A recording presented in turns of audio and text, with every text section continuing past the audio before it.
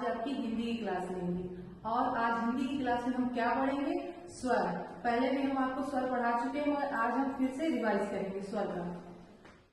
छोटा से अनार, बड़ा से आम, छोटी ई से इमली, बड़ी ई से ईट, छोटा ऊ से उल्लू, बड़ा ऊ से ऊन, री से ऋषि बाबा, ए से एड़ी, ए से ऐनक, ओ से ओखली, औ से औरत, अंग से अंगूर, आह से कुछ नहीं। ओके बच्चों, आज हमने इस स्वर को रिवाइज किया। अब इसको हम राइमिंग फॉर्म में पढ़ेंगे।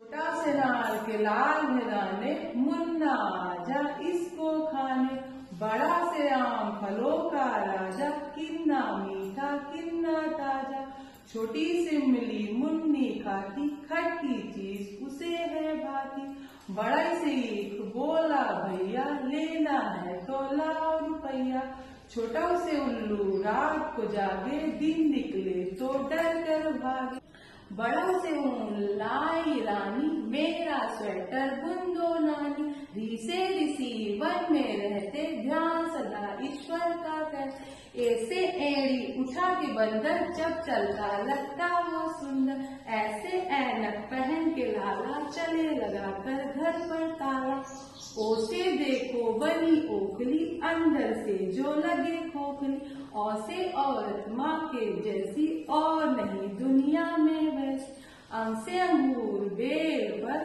खाएंगे हम तोड़ कर, आहा आहा कर हंसते बच्चे, भोले भाले मन के सच्चे। Thank you.